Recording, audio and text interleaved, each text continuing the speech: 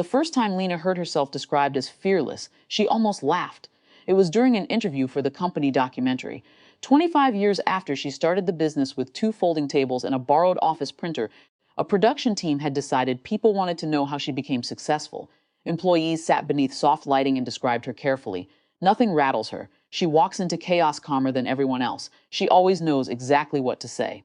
Lena watched the footage alone months later in an editing room after everyone had gone home. The praise made her uneasy, not because it was false, because she knew where those skills came from. She was 14 when she overheard her father in the kitchen. The house had been tense for months. Bills stacked near the microwave, her mother working extra shifts at the clinic, her father carrying the brittle frustration of a man embarrassed by his own stalled life.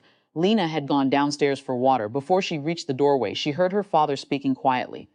"She's smart," he told her mother, "but people like her don't really go far." A pause, too quiet, too hesitant.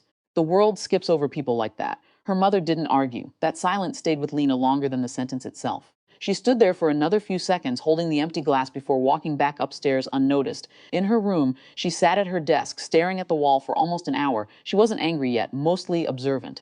As if someone had handed her information about herself she was expected to use responsibly. After that, Lena started studying people. Not academically at first. Practically. She watched which students teachers listened to fastest, which classmates interrupted without consequence, which tones sounded authoritative even when the speaker knew very little. She practiced lowering hesitation from her voice, practiced entering rooms without apologizing physically, practiced speaking before she felt ready. None of it felt natural. That was the strange part people never understood later. Confidence, for Lena, was never self-expression. It was adaptation. By 28, she was leading client negotiations for a healthcare logistics firm. By 35, she had founded her own company.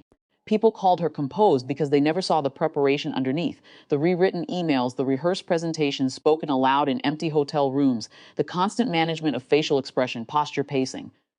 Over time, professionalism hardened into identity. Relationships struggled under it. One man she dated for nearly 2 years once told her gently, "I don't actually know when you're relaxed." She didn't know either. Her father's health declined slowly, diabetes first, then circulation problems, then a fall that changed his mobility permanently.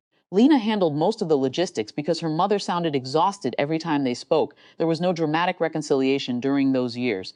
Just paperwork, appointments, care schedules. Aging has a way of replacing unresolved emotion with administration. The rehabilitation facility fundraiser happened almost accidentally. Lena's company had funded a major expansion wing focused on transitional recovery care. She preferred anonymous donations, but the facility director insisted on recognizing major contributors publicly during the opening event. Her father attended because patients from his program were invited. He sat near the back beside her mother, looking uncomfortable in a stiff blazer he rarely wore anymore. Lena arrived late from another meeting and slipped quietly toward the front row as staff greeted her. Her father noticed the attention before he understood it. Then the director stepped to the podium. "This new rehabilitation center exists because someone believed patients deserved dignity before crisis forced them to ask for it." He smiled toward Lena. "Please thank Ms. Lena Mercer for making that possible." Applause filled the room, not explosive. Sustained, professional. Her father looked at her with visible confusion first, then something more difficult, recalculation. As if he were trying to reconcile the quiet daughter from the kitchen doorway with the woman entire departments now deferred to automatically. Lena felt no triumph, only distance. After the event, she found him sitting outside near the courtyard garden while attendees filtered toward the parking lot. Her mother had gone to retrieve the car. For a while, neither of them spoke. Then her father cleared his throat. "I used to worry about you," he said carefully. Lena waited. "You never pushed yourself forward, I thought." He stopped. "I thought people would overlook you." The honesty in it surprised her. Not because it repaired anything, because it sounded genuine. Lena looked toward the building windows reflecting the evening light. "I think they did," she said quietly. Her father frowned slightly. "For a long time."